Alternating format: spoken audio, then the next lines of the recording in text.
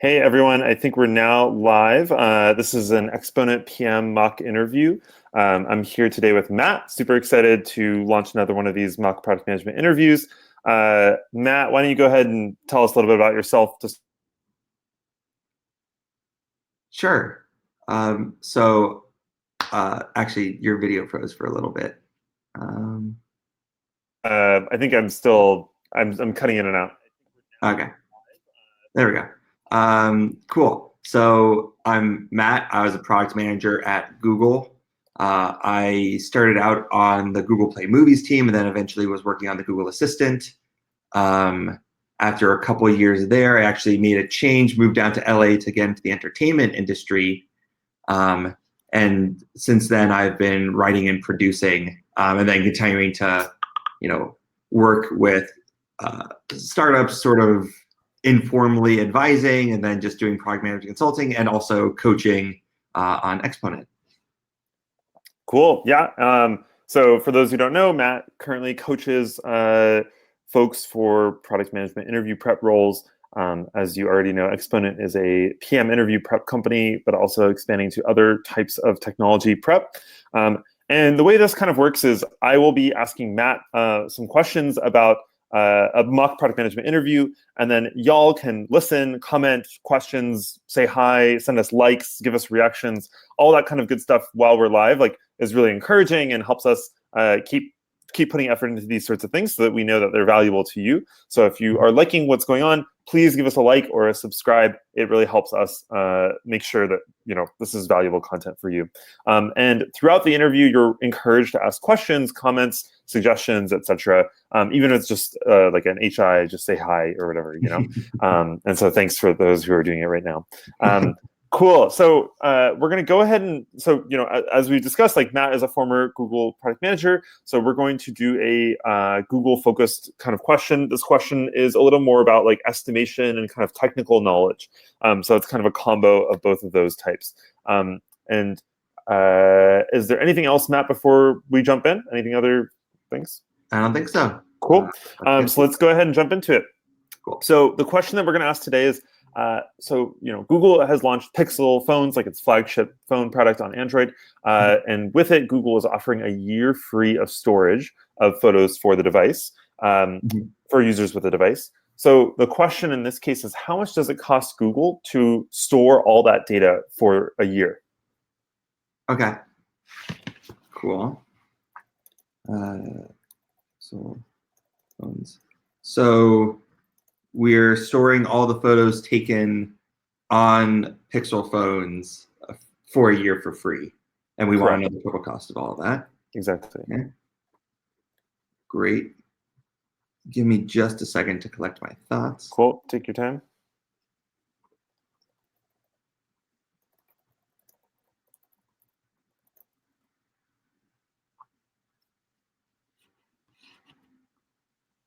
And while you all are watching, just so you know, like comments, questions are welcome now and later. Matt is a former Google PM and is an Exponent PM coach, so he coaches people to do mock product management interviews. And yeah, so just letting you know, and you can always check out more content on our YouTube channel at youtube.com/c/exponenttv. Okay, great. So I'm going to start out. I have a couple clarifying questions that I'd like to ask before we get into the actual problem-solving section of this. But to start with, is this just for the US market, or are we talking globally? Let's keep it to the US market for this question. Okay, great. And when you say photos, does that also include videos that users take as well? Yes, let's include videos as well as photos. Yeah. Great. And then, obviously there are a couple of different Pixel devices now. So would this be any new Pixel? Like if somebody this year bought the original Pixel or a Pixel 2, would this still be included in the free year? Sorry, can you repeat that one more time? So obviously, the newest version is the Pixel 3. Would this promo also apply to Pixel 2s or Pixels, any of the older models? We can scope the problem to that for now, but we can expand it to consider the other devices later. Like feel free to pick what you prefer in terms of scoping the problem, and then we can expand it to other ones. Does that make sense? Okay. Yeah. Actually, yeah, I think it would be easy enough to just consider pixels as a whole. Cool. I don't think it'll be a huge difference in my considerations, but let's say all pixel phones, because then I can just talk about the class of people who are buying these kinds of devices. Cool. Great. Those were the main clarifying questions I had. And so as I think about this problem, I'd like to start out by laying out the high-level data points that I need to generate in order to get to an answer. And it seems like the way that we're going to want to do this is to figure out how many Pixel devices were sold in a year, multiply that by the average amount of data that we expect a user to be using, and then multiply that by the cost to Google of storing that data. Right? So it'll be number of phones times data per phone times cost per data. And then each of these obviously can be broken down further. To start with, why don't I estimate how many Pixel phones we're actually seeing Google sell in a year? Cool. So I'm gonna come at this from the top down. Starting from if there are X number of people in the U.S., how many of them have smartphones, to how many of those are going to be Pixels, and then factoring in how often people are actually buying new devices. And so to actually put numbers on that, if we're looking at a population in the US of about 300 million, I would estimate that smartphone penetration, my intuition is that somewhere around 70 to 80%, just kind of factoring in, people who are too young or too old to have them, that there are still some people who have feature phones. But for the most part, I think smartphones are pretty common. So let's put that at 80% penetration. And actually, one thing that I'm going to put in the middle here is, rather than just go straight to the market size of Pixel, let's say I think Android's market share is about 50% of smartphones. And then, of Android phones, I think it'll be easier to estimate Pixels because among flagship phones, there are a couple competitors. I think the most notable is Samsung. But I would say that in the US, there's probably a big chunk of people who are actually buying Pixel phones. Maybe it's 20% of the Android market, because they're maybe taking up half of that flagship market. And then the rest is kind of made up of people who want lower cost devices. So yeah, let's say that it's 20% of Android is Pixel phones. So multiplying this all the way through, 300 million times 80% is going to be about 240 million smartphones. 50% Android takes us to 120 million Android devices, and then 20% Pixel takes us to 24 million Pixel devices. The thing is, though, this is just market share in general, and if we want to figure out how many devices we actually sold this year, we need to factor in how often people change. And, both based on, what I've heard and also anecdotally and what I see other people doing, it seems like 2 years is a pretty reasonable average lifetime for a device. So if we see people buying a new phone every 2 years, that would mean that half of these devices are sold each year, which takes us to 12 million new Pixels that were sold this year. Great, so that's our first big number, is 12 million phones. Are there any questions, anything that you wanted me to dive into deeper, anything that seemed unclear? Yeah, thanks for checking in. I think these assumptions make sense, kind of going in the right direction. I guess one thing I'm curious about, just to touch on, we don't have to actually calculate anything for, how would these assumptions change in an international market? Like what would be different about it? Sure. So there's a couple different things that we would want to factor in. Pixel is a flagship device, high end, it's relatively expensive. So I think there are a lot of markets where we wouldn't expect to see a lot of them sold, even though they are big Android markets. Examples of this might be India, I think, comes to mind, somewhere where there's huge Android penetration, but I'm guessing most of the phones aren't Pixels. I'm not even sure if Pixels actually launched there, but even if it were, I wouldn't expect a lot of devices there. So I think we'd be looking at, sort of big markets like maybe Germany, UK, France, other large, I'm basically picturing, wealthy nations. There they might have more Android penetration. So we might see a higher percentage Android, but we would still, they have lower populations. So, just back of the envelope, maybe it would add a factor of, 1.5 to our answer, maybe up to 2 times, but that seems kind of big. But yeah, I would put it probably in the ballpark of 20 to 30 million if I had to guess. Cool. Yeah, I just kind of wanted to check that. Yeah, that's all me spitballing, of course. Yeah, of course, which is what I asked for. Okay, so where are we in terms of the number? Like, so how are we feeling about it, kind of so far? Yeah. 12 million phones. Yeah, that seems reasonable. Okay. I think both from the market penetration of saying that we have 24 million Android phones, that's, it's a little less than 1 out of 10.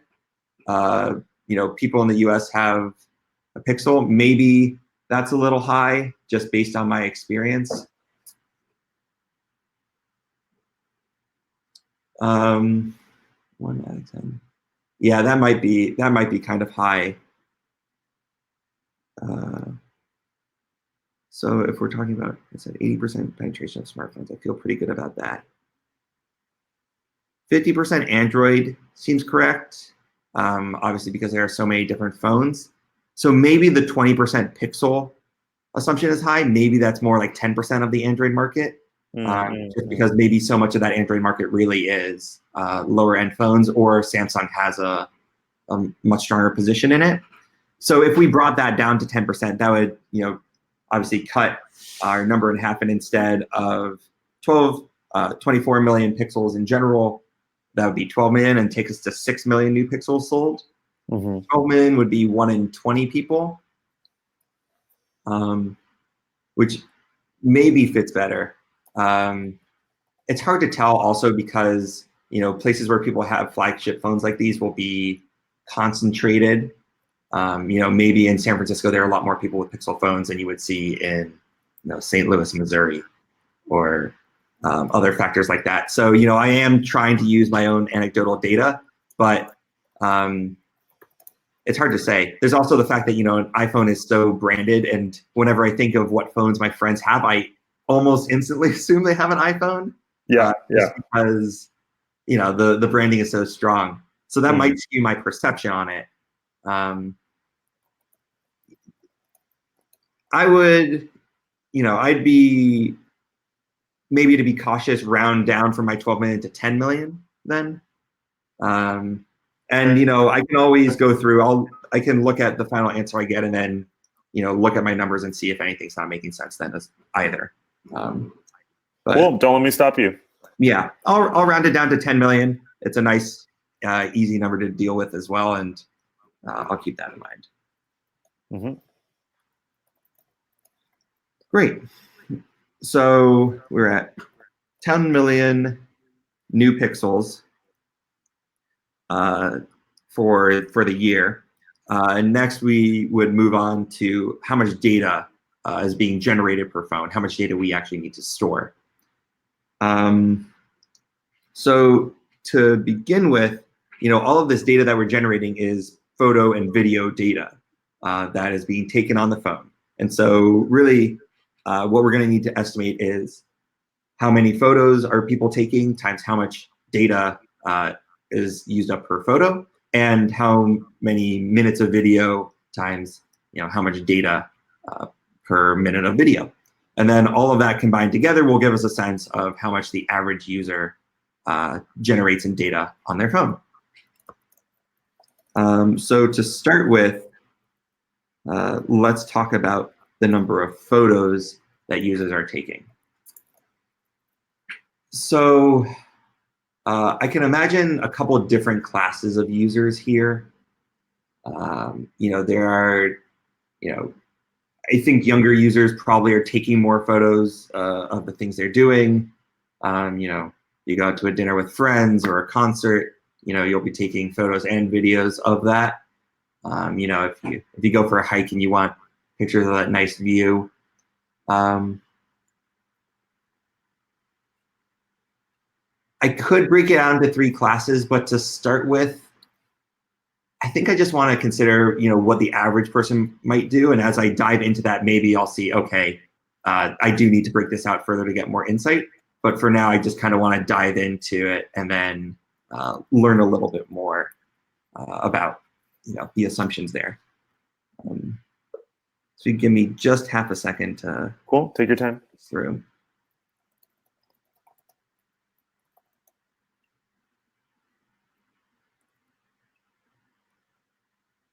And for the viewers watching in, just in case you're coming in a little bit late, Matt is a former Google PM who is answering some mock PM interview questions. Specifically, this question is around how much it would cost Google to store free storage for photos with the new Pixel phones. And we appreciate comments, likes, reactions. You can throw us like hearts and things, and it flies across our screen. So we would love to get all that good stuff, so that we're encouraged to keep making these types of content if they're valuable for you. So please do that, and please comment below with any questions or thoughts, or maybe you can even chime in and ask Matt a follow-up interview question if you have one. If you want to simulate being the interviewer, and you can put Matt on the spot. Oh, boy. Yeah. But and if you want to see more content like this, you can always go to tryexponent.com, tryexponent.com. Okay, so as I was thinking through it, I think a reasonable way to break it down is to consider when people are taking photos. I think generally, if we broke it down into during the weekdays, people are taking this many photos. On the weekends, this many on average. And then maybe factoring in some amount of special events where they'll take a lot to remember them. On a weekday,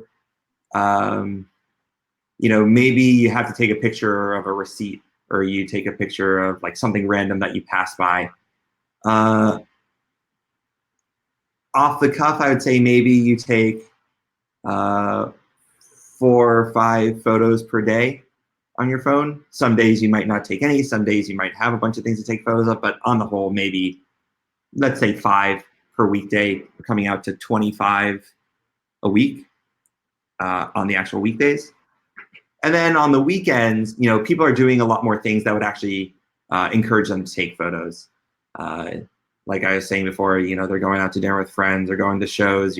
Maybe you're hanging out with your grandkids. You're going hiking, all these different things. So on average, maybe we expect somebody to take 20 photos on a weekend day, 25. That seems reasonable. Maybe even higher. Maybe on average 40, because some weekends you'll have, maybe one event. Sometimes you'll have multiple things you're doing throughout the day. Maybe I would estimate 40 photos a weekend. And cool. So we have these average. Sorry, not cool. for. We have these average. Sorry, what was that? I think we missed. Sorry, I meant 40 per day on the weekend, leading to 80 over the course of the weekend. Gotcha. For a 2-day weekend. I'm curious, I know we didn't dive into the segments of users, but Sure. it'd be nice to just hear a little bit of high level of how you would think about segmenting types of users in terms of the quantity of photos that they take. What sorts of user segmentation would you consider? Yeah. So I think the general buckets that I'd want to understand, just for, because I'm specifically trying to get a number of photos taken, I would look at 3 buckets of, like low usage users, medium, and high usage. And then within each of those, I would want to look at what kinds of users do I expect would fit each of these profiles, and then what percentage of the pixel users do I expect are these users, right? So if we're talking about okay, who would be in the high usage bucket, it might be sort of younger millennials, people who live in big cities, who are often going to events, hanging out with friends, active. If we want to think about lower usage, it might be people, maybe they are older, they don't tend to be as active, with events that they want to be a part of. Maybe their usage pattern is more, they don't take a lot of photos during the day or during regular events, and then when it comes to special events, that's where they end up taking a lot. Thinking of sort of usage patterns that I see in people around me, that seems pretty consistent. And basically through that, I would break down, okay, it seems like the high usage group is maybe X% of these users, probably a higher percentage. I would say that Pixel does advertise its phone a good amount. It's certainly a thing that people are trying to advertise with smartphones in general these days. So it's probably a pretty high usage biased group. Cool. Yeah, cool. Just wanted kind of a hand wavy sort of just past that. Yeah, go ahead. It sounds like we're getting kind of close to a number. Yeah. So, altogether, this comes out to about 100 photos a week in a full week. And then, if we multiply by 50, that comes out to about 5,000 photos over a year. Which, thinking of my own usage, maybe that's a little high, but I'm going to leave it for now and come back to it. For videos, maybe 10% of the number of photos you take as videos, maybe even less. I'd say 1 out of 20 things I take on my phone end up being a video, probably. Again, it'll depend on the use cases that you're actually using them for, but it's easier to take a photo, and a lot of times people are just trying to take quick snaps of whatever's going on, and then they'll take a video to sort of encapsulate this was the whole thing, but a snippet of the whole thing for that experience. So let's say 1 out of 20 of these photos translate into that's a factor of 1 out of 20 for how many videos, which would put us at 250 videos per year. And then the average video on a phone probably tends to be pretty short. I would expect it to be no longer than a minute. Maybe every once in a while you take one that's a couple minutes, 5 minutes, even 10 minutes. But for the most part, they're probably 10 seconds. I'm thinking of the kinds of snaps people take of, oh, here's a quick view of this mountain. Here's, what's going on at this concert, a couple seconds of a song. So let's just say an average of 1 minute, which leads us nicely to 250 minutes per year of video. Great. So we have 5,000 photos per year, 250 minutes of video per year. For a photo, I would estimate that the size, on a modern smartphone is probably 3 to 5 megabytes. Let's say 4. Split it down the middle. So if it's 4 megabytes times 5,000 a year, that will give us 20,000 megabytes, which is 20 gigs. Which, if I have a 64 gig phone, that would mean that if I never deleted anything, I would fill it up in 3 years, just on photos. When I factor in the videos, let's see,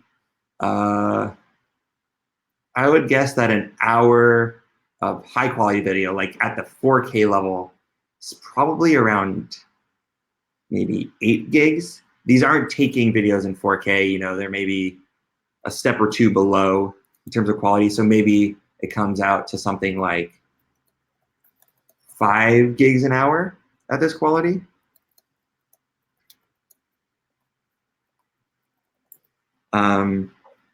Actually, I'm going to say 6 just because it's then easier to divide down to a minute. And I can remember that I bumped that up a little bit. But either way, so 6 gigabytes per hour divided by 60 to get the number per minute. So that'll be 100 megabytes per minute. Seems like that could be the case. Maybe a little lower. But if we say 100 megabytes per minute, that would give us 25,000 megabytes of video, or 25 gigabytes. So altogether, this comes out to 45 gigabytes per year. Obviously, I haven't talked about, you know, people do delete photos, which would free up some storage space. You know, if people are also getting free storage, they may be inclined to take more photos just because they don't have to worry about storage. And I know, obviously, people start to get anxiety when their phone's about to be full and they take, you know, oh, I have to delete photos in order to take more. So I haven't factored those in. I would say, on the whole, let's just say they balance out for now. Right now, people aren't super concerned about deleting their content because they know they can store it for free. Mm-hmm. You know, I can always come back and rework this. But 45 gigs per year doesn't sound too off in terms of just content that you're taking, because, again, that would be, you know, if you fill up a 64 gigabyte phone in like a year and a half without deleting anything, if you're regularly deleting things, it'll lead you to 2 to 3 years, which seems to be a reasonable amount of time to fill up that kind of phone. Cool. Okay, so that gives us 45 gigabytes of data per year. Theoretically, Google would be compressing this when they store it in some way. Just about to ask you that. Yeah. You know, it would depend on how much they lower the quality in order to store it. Are they storing it at full quality, or are they compressing in some amount when they're storing these? What should I expect there? Yeah, I think given the scope of the problem, let's not worry about compression. Okay. But yeah, like in another world, or if we had, you know, more time, we could talk all about compression and how you deal with that. Sure thing. Okay. Yeah. So 10 million phones, 45 gigabytes per year. I'm not going to multiply through yet because it doesn't quite matter yet.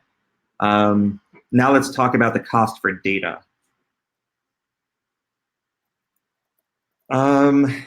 So there's a couple touch points, or, you know, sort of pieces of context that I have in mind as I think through this. The first is what it costs as a consumer to get a gigabyte of data for a month. I think if I look at plans on Dropbox or Google as a consumer, it probably costs me around $1 per month per gig. You know, maybe you get 10 gigs for $10 a month. But obviously, you know, that's a much higher margin than what it costs to actually store the data. Mm-hmm. And I guess another question that comes up as I start to think through why that cost is so high, do we care about the cost of the actual maintenance of servers, of the people we need to run these, or do we care about how much does it actually cost to just, you know, physically store this data in terms of, you know, the server space? Yeah, I think let's ignore the overhead costs of that kind of stuff, and let's focus more on the per unit cost, like the variable costs. Okay, great. I think that means, I would imagine Google is a huge company. They do a lot with data, you know, beyond just storing, you know, your photos. They have massive data sets for training. They have user data. They're a massive company. You know, they have YouTube. There is just astronomical amounts of data they're storing. So I have to imagine it's very cheap for them to store large amounts of data. In fact, I wouldn't be surprised if, this margin on, a user paying $1 is something like, maybe it's like 1/100th of the cost, maybe even less, 1/500th of the cost even to Google to store that data, just because they have to store so much. I can't imagine that if they had to pay a high cost for just whatever ridiculous amount of data they need to store, that their business would make sense. So to start with, why don't I just say it's 1/100th of the cost? I'll come back and evaluate as I get to numbers, and I'll keep in mind that I think this is probably the point where I'm speculating the most, just because I don't have insight into data storage operations. But that would put it at 1 cent per gigabyte per month, which would come out to 12 cents per gigabyte per year. And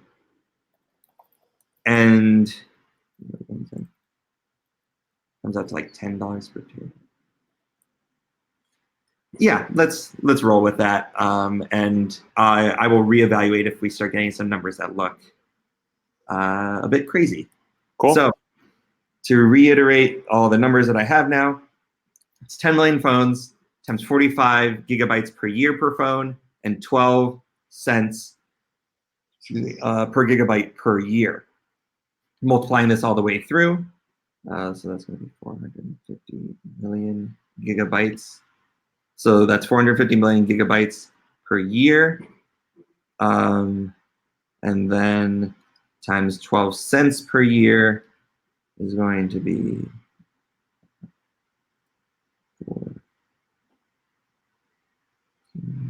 that's another.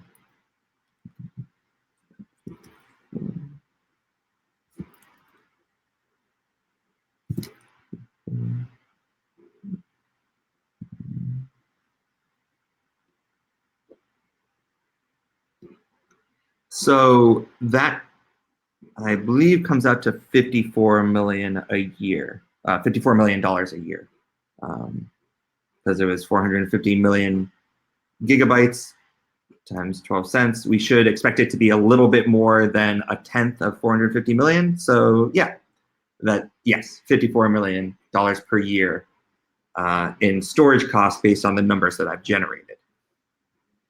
Cool. How are we feeling about that number? It feels like it's probably high.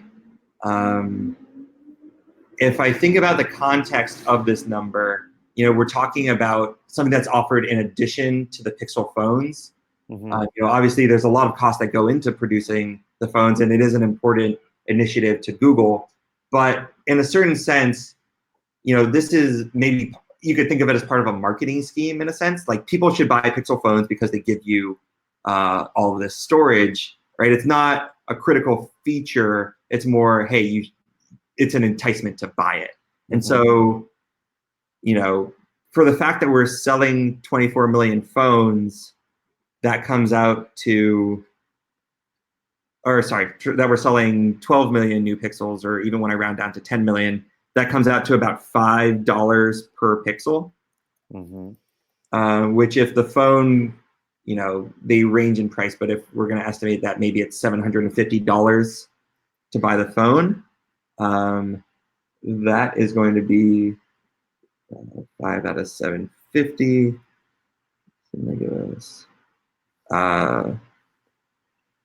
Well, it's less than 1%. It's maybe 0.7, 0.6%, which isn't a crazy margin to pay on the phone for the fact that we can store 45 gigs of your stuff for free. It's just the overall cost does seem high just as a campaign. So that's kind of where I'm debating between. So it sounds like the strategic value of that campaign sounds dubious to you. Like, if it were that much money, then why would Google actually invest in that strategy? Right. That's kind of what you're thinking about right now? Yeah. Yeah. Okay. I do want to wrap up the questions so we can get to feedback and all that good stuff. Is there anything else you want to add to the question, or things that you wanted to color your answers with before we switch over to that section? Not in particular. I think most of my numbers, as I went through and got to other intermediate values, they seemed pretty reasonable. Mm-hmm. And maybe it's just me misaligning on like how much the value of pixels really is to Google, and their spending on the whole program is probably a lot more. So maybe 54 million does make sense. It's just by itself, thinking of it as just that piece of marketing, it does feel a little high for that. Cool. Cool. Well, thanks, Matt, for doing the interview. You can take a big breath. You are off the hook now. Like, we're just going to kind of now spend some time talking about it. For those who are watching, this is an excellent time to chime in with questions, comments, thoughts, reactions, high fives, emoji, like whatever you want to give us. It's really helpful for us.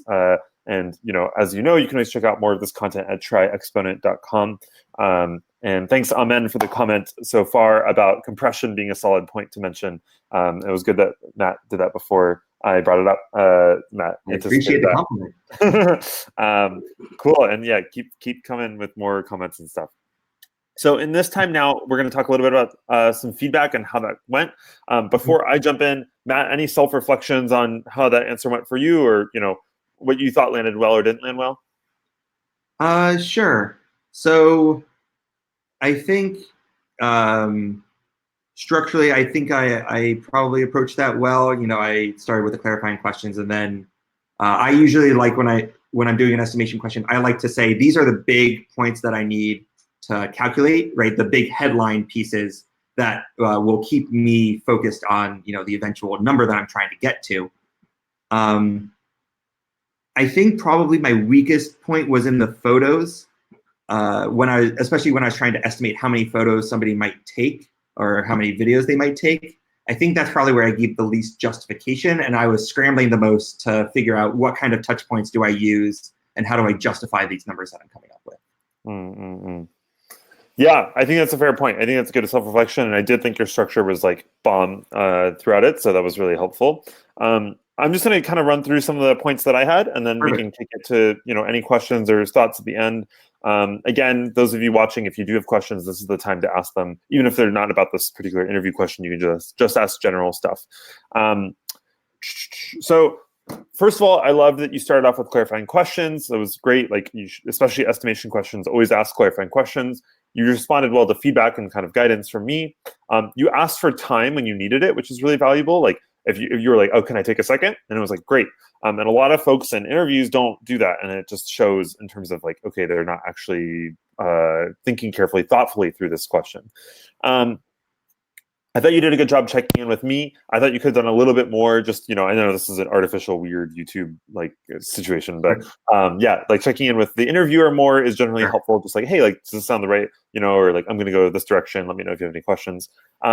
I thought you had really good analytical deduction skills. Your discussion of nuances is really valuable. So a lot of estimation questions are kind of, they can be very boring and bland, but the point of estimation questions is not just to get to the right answer. It's also to show that you're thoughtful and creative and intentional about how you break down this problem. And so things like mentioning compression or mentioning, your fact that you are connected more to iPhone users, and so you might have an incorrect perception of Android numbers was like really valuable to weave into your answers so that it actually felt more like, okay, this guy like not only can answer a difficult quantitative question, but he can think qualitatively through this kind of stuff. So I thought that was very valuable. I love the directional cues you gave to me. A lot of problems with this is like sometimes people just go into the numbers and they don't actually pop up and tell me kind of their approach. And so sometimes I remember one quote you had was, I could break it down to, this, this, and this, but to start with, I'm going to go here. And it was like, whoa, okay, Matt is thinking about like how to approach this problem. He told me one of the approaches and he told me the approach he's going with. But I knew later I could ask a follow-up question that was, okay, it's like users, like, and then we can dive into that just a little bit. So I thought that was very excellent in terms of guiding me as an interviewer through your thought processes, which is like the whole point of an interview. And then, yeah, I thought your technical knowledge was really awesome. Good edge case discussion, good discussion around kind of like the cost per data. You clearly kind of at least had a sense for that. And, a lot of people freak out when they hear PM technical question, but really at the end of the day, it's just kind of getting a sense and being familiar and having that familiarity with the technical pieces, and two other pieces that I just wanted to mention before I get some reactions or just, response from you. One was whiteboarding would have been great. Obviously, we're in a YouTube box that has like this narrow thing, so we can't do that. But just for the viewers who are watching, generally, always recommend whiteboarding. Nat was writing down on a piece of paper the whole time. Like, he can't do that stuff in his head. So yeah, you can show everyone. Yeah, exactly. So, and hopefully you don't do that in your head or don't think that that's what you're supposed to do. And then the last piece, I think, I love the overall structure, and I think reminding us of the overall structure throughout it would have been helpful. So it's like, popping back up to like, okay, what are we trying to do? What's the overall equation? It's like, okay, now we got the cost per data thing down. Now let's go to blah, blah, blah. So a little bit more of that, given that it went kind of long, and it was like, since it wasn't visual, it was harder for me to like follow, or for viewers to follow probably. And so repeating yourself or going back up to that high level thing is always good. Okay, I'll take a breath. Matt, any responses or reactions or thoughts? Yeah. Well, the most recent, you're talking about the whiteboards. Yeah. Definitely use the whiteboard when you're doing an estimation question. The three main points that I laid out here of, the number of phones, the amount of data per phone, and the cost for that data, I would literally just write those big on the whiteboard. They are the headline ideas. They help keep you focused on where you're supposed to go. It makes it clear to the interviewer, like, okay, we're making progress. We're stepping through each of these steps. I think, also as I look back now, I probably over-explained at some points. Maybe part of that helped me explain the nuances of what I was thinking. But, I think the thing that I would need to balance is, where am I almost repeating myself or explaining too much that isn't, fully necessary to keep moving the question along? Because as you point out, it did go kind of long. Probably, 25 to 30 minutes would be a better time frame for answering this question. But overall, thanks for answering it, and good job interviewing me, Stephen. Cool. Thanks. Yeah, I have just one comment or one question I want to get from the Slack channel. By the way, just to, for folks who are, watching, you can always access Matt through the Slack channel. If you're in our Exponent course, you can do so by visiting our website at tryexponent.com, and you can check out our course options. There's also a free course online there with lots of videos like this, so you can check that out. We also have a YouTube channel, and please subscribe, do all that kind of stuff. It's really helpful for us. So I do want to go through the one question we have so far before we close. So Amen is chiming in with, could you please talk about how should someone who is not from much of a technical background tackle technical questions during the interview? Matt, we can both answer this, Matt, but yeah, maybe if you have something, you can start. Otherwise, I can chime in. I'll let you start. Okay, cool. Yeah, I think, Amen, what would be helpful is to get a sense from you about what types of companies you're interviewing with, what sort of they're expecting. A lot of companies, so just the range of technical questions are very broad. Like, some companies will ask coding questions, in extreme cases, and some companies will ask nothing. Like, they'll ask, how would you explain recursion to a 5-year-old? And so that's a very different set of technical questions. I think first what I would do is research the type of companies you're applying for, make sure that they're actually asking the types of questions that you're wondering about. And then I think, really what it comes down to is familiarity and kind of comfort level. So you can start kind of just by reviewing and cracking the coding interview book if you think it's going to be more in that direction. You can also get some hands-on experience, like building a personal website. You kind of do learn a lot of stuff oh, this is how much photos cost. This is why we need to compress photos, because our page load time is going to be really long. So kind of repeated exposure. But I do think the answer to this is kind of a case-by-case basis that really does depend on your situation and your relevance. So it is hard to guide. And there are a lot of questions and answers in the course that kind of get at what these sorts of technical questions are like. So Amen, I would recommend you check that out. Matt, anything else to add or offer? Well, I would second, the point about the companies themselves. Certainly different companies expect different amounts of technical ability from their PMs. And so if you're applying to a company that's highly technical, but you're not trained in, you don't have a computer science background, or you're not trained, there's a lot of material to cover that's probably going to be hard to get without, at least several months of study. So in that case, it might be better to target other kinds of companies.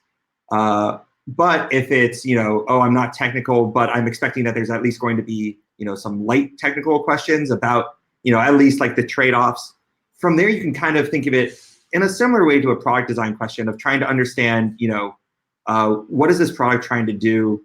And then with this technical decision, what are the implications of that? And how does that actually end up affecting users? And so you can use a framework like that to help you, instead of diving into the nitty gritty of, every technical detail, to understand what's the high level point here and what's actually relevant. You can't pretend to be, fully technical if you're not. But most of the time, that's not necessary. You need to just understand what's actually important. Yeah, totally. We have one more question from Ben, and then we'll need to close because we're a little bit over time. And the question from Ben is, how do you know if you're going on too long for these questions? I feel like I want to get into details to show I'm thinking of various things, but I don't want to bore the user, get into too much detail, and take too long. Sure. Any thoughts, Matt? Yeah, I can start on this one. So it's definitely a balancing act. You're trying to keep things moving along. You're trying to provide valuable insight. And so you're constantly trying to navigate, what details aren't important and, what's actually going to show off my thought process and what matters here. Something that I, as Stephen commented before, that I didn't do a ton of, checking in with your interviewer can help. If you feel like you might be rabbit holing on one particular detail too much, if you feel like you're going too in depth or trying to get too precise of an answer, checking in with your interviewer to see how they're feeling can be helpful. Depending on the type of interviewer you have, they may even be somebody who's pushier, and as you start to talk through something, they may actually just push you along and take the hint if they do. If they're saying, that sounds good, move along, listen to them and move on. Yeah, I think that's spot on. Like, interviews are kind of like dances. You have to dance with your interviewer, and I think checking in with them, etc. And then, prioritizing what shows off your thought process. Like, solving a really complicated mathematical equation isn't where you want to spend your time. Like, they know you can do math, they know you can do arithmetic. So that's why even Matt did a lot of things in the interview where he rounded or like didn't worry too much about that, because like that's not the point of the interview. The point of the interview is just to show his ability to think through these problems. Cool. Well, I hope that was helpful, Ben. I do want to close now since we're, I don't want to take up too much time. Matt, super fun. I hope you had fun. This was fun for me. I did. Cool. And, just a last reminder, this is an Exponent PM mock interview. You can check us out at tryexponent.com. Matt is a PM coach at Exponent, and if you're interested in getting coaching, etc., you can always visit our website to learn more about it, as well as our online course and materials like that. Thank you, Matt, for being on the show, and thank you all for watching today. Thanks for having me. Bye. Cool. Bye.